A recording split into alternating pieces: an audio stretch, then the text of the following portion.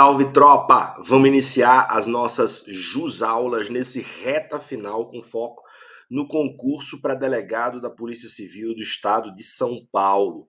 Mais de 550 vagas, uma oportunidade única para você. E a gente vai iniciar esse nosso caminho com as aulas de processo penal. Antes, porém, eu quero mostrar para você o combo do delegado de polícia.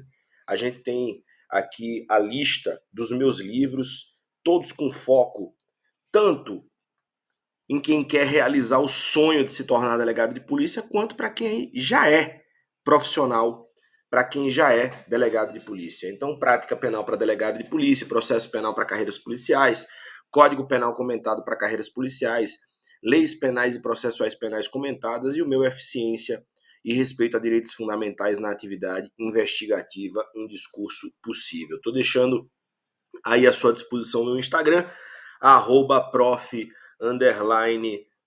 Alberto. Você pode me pedir um cupom de desconto que a gente vai facilitar a sua vida no site da editora Juspodium.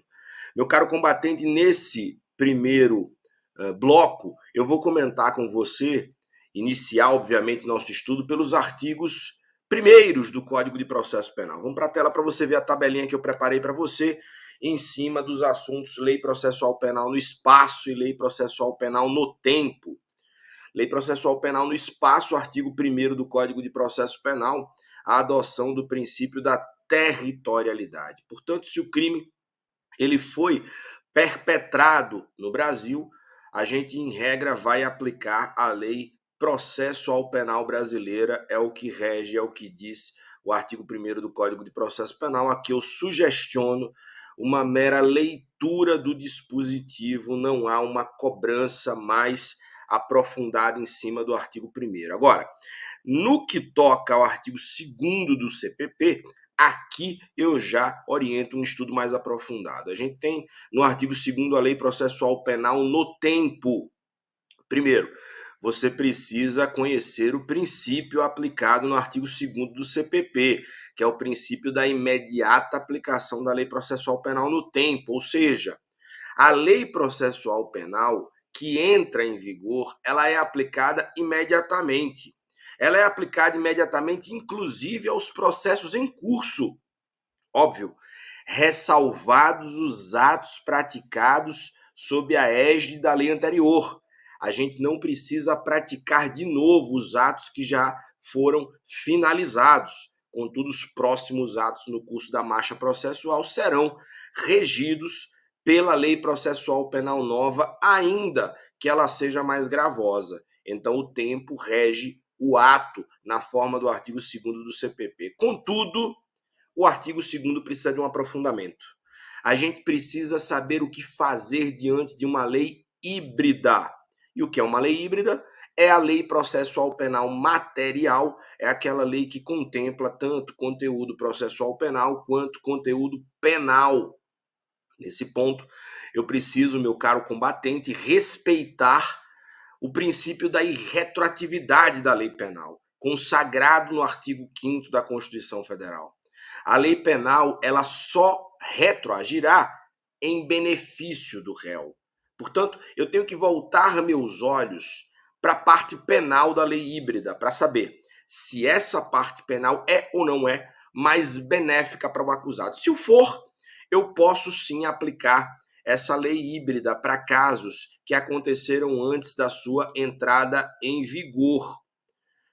Para além de conhecer esse conteúdo doutrinário, eu preciso saber 2 casos emblemáticos de leis híbridas recentes que podem ser perguntadas no seu concurso público, mormente na sua prova subjetiva. Lembre que no concurso para delegado da Polícia Civil de São Paulo, você vai fazer a prova preambular pela manhã e a prova subjetiva já à tarde.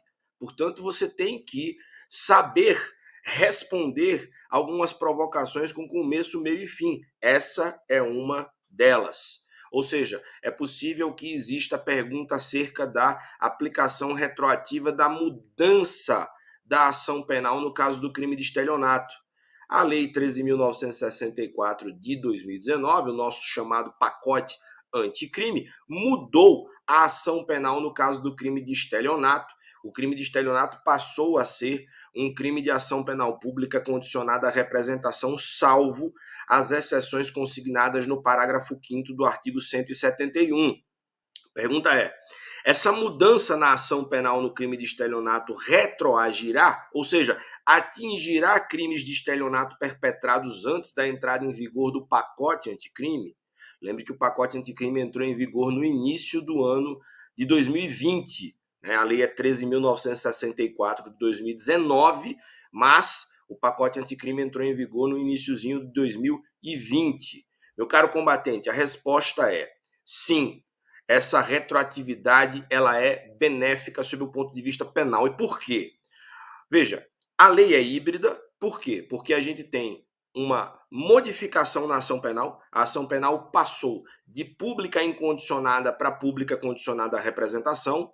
E a gente tem, inegavelmente, um conteúdo penal nessa modificação, porque ao se transformar em ação penal pública condicionada à representação, a gente tem a possibilidade de extinção da punibilidade, seja pela renúncia, seja pela decadência, caso, por exemplo, não exista representação, observado o prazo para sua oferta, o prazo que é genericamente de 6 meses contados do conhecimento da autoria delitiva. Portanto, inegavelmente, a mudança na ação penal no crime de estelionato é uma lei híbrida com parte penal mais benéfica, que, portanto, deve ter aplicação retroativa. A dúvida que se instalou, e é por isso que eu preciso de uma explicação mais aprofundada, foi a seguinte: qual é o limite para a aplicação retroativa dessa modificação? Parte da doutrina acabou afirmando que só seria possível retroatividade benéfica se o processo ainda não tivesse sido iniciado. E por quê?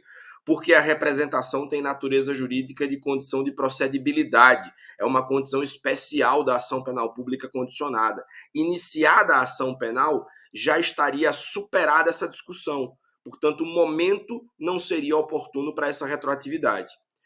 Outra parte da doutrina acabou entendendo que essa retroatividade deveria ser aplicada ainda que o processo tivesse sido iniciado, com uma aplicação por analogia da solução adotada na Lei 9.099/95, quando houve ali a modificação da ação penal nos crimes de lesão leve e lesão culposa.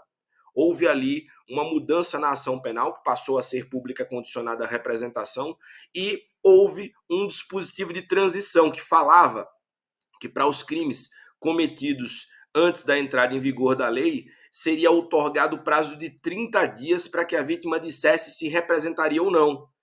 Veja, então, duas soluções possíveis no âmbito doutrinário. Como a jurisprudência se comportou? Pois bem, de início, houve uma divergência entre as turmas do STJ e a terceira sessão do STJ acabou batendo o martelo no sentido de que a retroatividade só seria possível se a ação penal ainda não tivesse sido iniciada. Essa divergência também aconteceu entre as turmas do Supremo, contudo, em plenário, o Supremo Tribunal Federal acabou decidindo pela possibilidade de retroatividade da ação penal no crime de estelionato, mesmo que o processo tivesse sido iniciado com intimação da vítima para dizer se representa ou não dentro do prazo de 30 dias, portanto, uma solução com uso de analogia em face do quanto previsto na Lei 9.099/95. Então, todos esses conhecimentos você precisa levar para a sua resposta em prova subjetiva, e a gente já te deixou aqui na cara do gol. Qual é o outro exemplo emblemático, Márcio? ANPP, Acordo de Não Persecução Penal. Também natureza jurídica de lei híbrida, também com conteúdo processual penal, porque eu tenho um acordo, um negócio jurídico processual que mitiga o princípio da obrigatoriedade da ação penal pública, mas um conteúdo penal, porque proposto e aceito o acordo, homologado o acordo e cumpridas as suas cláusulas, há extinção da punibilidade. Então a gente tem uma parte penal que é mais benéfica, portanto a retroatividade deve acontecer. A gente tem a mesma dúvida, tanto doutrinária quanto jurisprudencial, se essa retroatividade poderia ser materializada depois de iniciada a ação penal. Por ora, a gente tem o STJ e o Supremo afirmando que essa retroatividade ela só pode acontecer se a ação penal não tiver sido iniciada. Contudo, há vozes muito fortes na doutrina afirmando da possibilidade de retroatividade do ANPP, ainda que a ação penal tenha sido iniciada, porque não há limite para a aplicação da lei penal benéfica, que, portanto, deve retroagir para beneficiar o réu, qualquer que seja a situação observada. Meu caro combatente, vamos fechar esse primeiro bloco? A gente volta no próximo bloco, iniciando com artigo 3º do CPP. Veja que aqui a gente já revisou o primeiro e o segundo.